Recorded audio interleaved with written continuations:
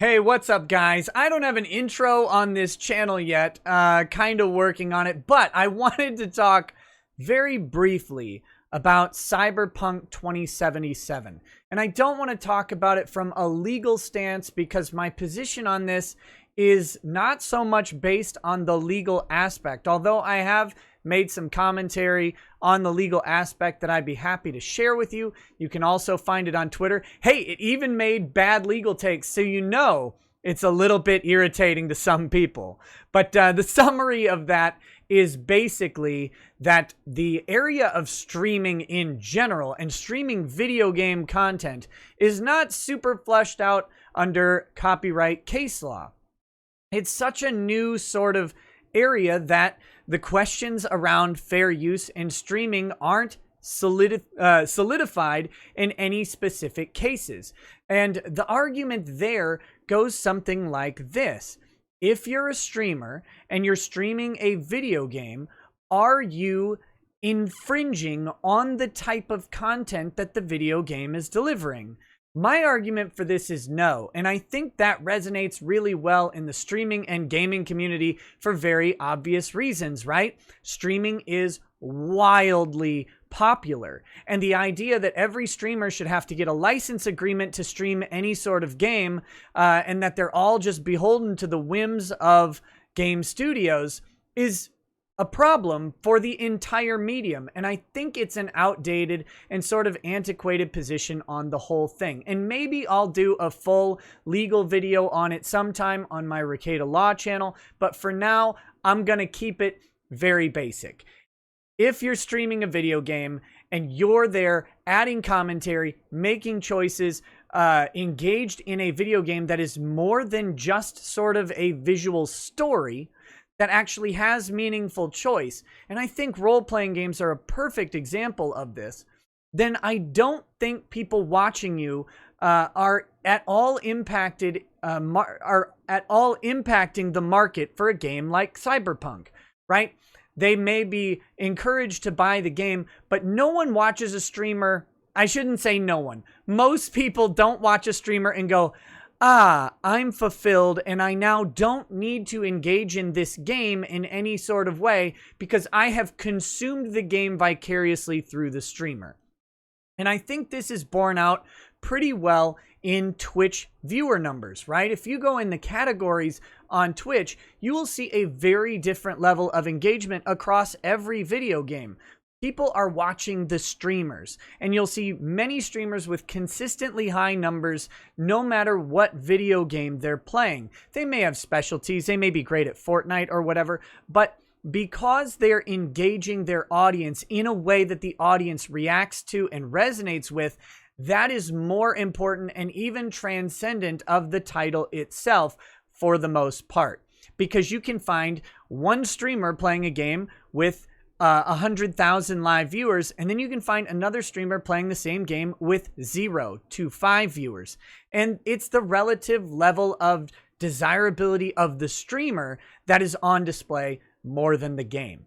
So the question of whether fair use and streaming, where those two intermingle, is a question that is coming. It's coming in the next couple years as the courts start to tackle this issue, depending on how video game creators react to that sort of thing and how they engage with their audience and how they try to enforce their whims, which brings us to this question from Cyberpunk 2077, which is the upcoming game being released in about 3 days from the time of recording on December 9th. And by the studio CD Projekt Red. Sorry, I had to finish my sentence. But CD Projekt Red is releasing this game in the next couple days. And a few days ago, they made this sort of statement. And I think that this statement, now it's coming from CD Projekt Red, so it's got a very healthy like to comment ratio and all of that stuff. I'm not going to be like, CD Projekt Red destroyed by audience. I don't think that's the thing, but I do think this is a bad take from them. And wherever it falls legally is less important than I think how they're engaging their community on the social level and what kind of signals they're sending. And I think a lot of CD Projekt Red devotees are a little bit confused by this take, because they've been seen as a very sort of forward-thinking, I guess, studio in a lot of ways as far as community engagement. They don't have DRM on their games. They're known for putting out some quality content, and they're known for kind of sticking with the gaming community rather than some external forces trying to impose their will on the games themselves. So that has all been very positive, and this is one of the first, what I would perceive as a negative social misstep is. And so this is in relation to this post, your Cyberpunk 2077 videos and streams before release. They say, we're getting closer and closer to launch, and chances are some of you will get your hands on a copy of Cyberpunk 2077 before release day. However difficult this might be for us to achieve, our ambition is for gamers all across the world to have the same spoiler-free experience at the time the game releases. This is why we kindly ask you not to stream/let's play or release any similar content before December 9th, 12 p.m. CET or 3 a.m. PST. We will send MaxTac, the guys who take down videos, after everyone who does. After that date, however, we would love it if you streamed everything like there's no tomorrow. It's 2020. Who knows? Maybe there isn't. Okay, so we get some mixed signals in this post, and this is what kind of bothers me about it.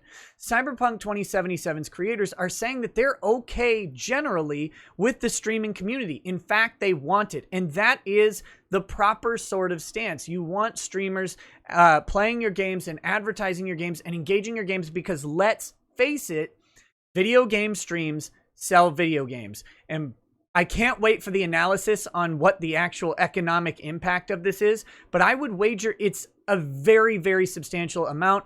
And you can find this pretty easy because video game companies are willing to give licenses to their video games for free to streamers of all platform sizes. I mean, you do not have to have tens of thousands or hundreds of thousands of followers to get access to games. Now, how AAA studios do this differs from streamer to streamer and from studio to studio, and that's fine. I'm not saying that every streamer is guaranteed to get a copy, but some of these studios are recognizing the values that streamers bring. And if you think about it, if you give away a $60 copy to a streamer and 2 people purchase that license as a result of watching a stream, you've way more than paid for that license. That license costs very little to CD Projekt Red, especially now in a day where we don't have a physical media that has to be boxed out and shipped out to a streamer. That saves quite a bit of silly costs that could be associated with that in the past. Now they can do a direct digital delivery, and they can just open up a beta content or pre-release content for streamers to engage in if they wanted to, or even post-release content. They can still be giving out keys to streamers just based on the size of the game. And we see this a lot. We even see them getting bonus copies to certain content creators to allow them to give out to their fans. So we know that studios are recognizing the value of the streamer, and that is pretty clear in this.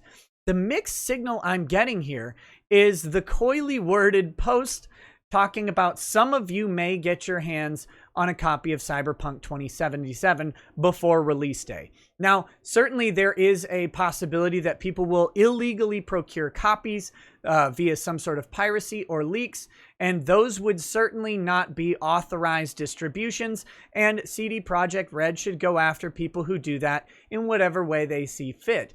But I think this is more in response to a story that some of the content or some of the copies of this video game have been pre-shipped out to people by mistake of one of the retailers or vendors. I think I heard Best Buy did this. I can't confirm it. I don't know. But if people did receive a legal physical copy ahead of release day, they're threatening to take down people who have allegedly purchased the game rightly and legally, but just through some sort of fortune or misfortune, whatever it may be, have received their copy in advance. My problem with this is if you're okay with the streaming community streaming in general, then I don't see why this is a good response. I don't see why threats of taking legal action against channels, because a channel takedown tends to involve a DMCA, which is use of the legal system, to do something like this is really a good look for a company or a wise move. This isn't like the people went through some sort of hoop to illegally or surreptitiously procure a copy of the game. Maybe somebody did, but I don't think that's the response that they're going for here. It looks like people just may be fortunately getting them due to maybe a logistics mix-up. And people shouldn't be punished for that. And I don't think that people doing Let's Plays has that much of an impact negatively about Cyberpunk 2077.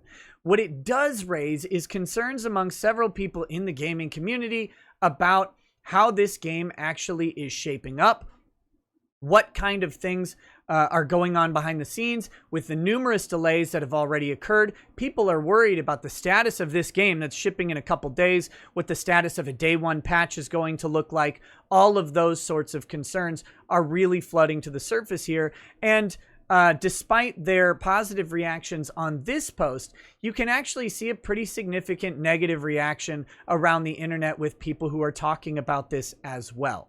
So again, for me, this was a weird move by CD Projekt Red. Look, if you guys are supporting the streaming community in principle and in theory, go ahead and full out support the streaming community, because they will support you. Even if your pre-release game has issues and glitches, you know, streamers are happy to point out, hey, this copy's pre-release, so hopefully they'll be able to identify some of these issues and get them fixed on launch day or whatever. There's all sorts of ways that that the content can be positively received by the community, so long as you embrace the community in a positive way. And I think that's a lesson that video game companies need to learn. And it was a lesson that many of us thought that CD Projekt Red had already learned, that they were engaging with the community where they are, rather than turning into kind of the AAA Leviathan that many other studios have demonstrated themselves to be. So for me, this is a little bit of a step back from CD Projekt Red. I will be still purchasing Cyberpunk 2077 and hoping to stream it over on my Twitch channel. If you want to check that out, you can.